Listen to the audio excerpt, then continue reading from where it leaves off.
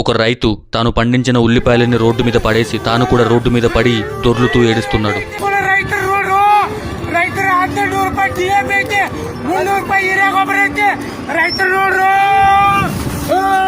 అతని అరుపులోనే తెలుస్తుంది అతని బాధ. ఈ సీన్ చూసిన ప్రతి ఒక్కరికి మనసు కదులుతుంది. ఇది ఒక రైతు ఆవేదన. ఈ రోజు కోసమైనా తను ఇంత కష్టపడి పండించింది. మ్యాటర్ ఏంటంటే ఈ వీడియో కర్ణాటకలో ఉన్న బిజాపూర్ డిస్టిక్ లో తీసింది. తాను పండించిన ఉల్లిపాయలకి తగిన రేటు దక్కలేదని ఒక రైతు హుబ్లీ సోలాపూర్ నేషనల్ హైవే మీద ఉల్లిపాయలు పడేసి తాను కూడా కింద పడి ఏడుస్తున్నాడు. ఈ వీడియోని అక్కడున్న కొంతమంది రికార్డ్ చేసి సోషల్ మీడియాలో పెట్టగా అది వైరల్ అయింది. ఈ రైతు పేరు నందప్ప. మార్కెట్లో ఒక క్వింటాల్కి ఓన్లీ 250 రూపాయలు పలికింది.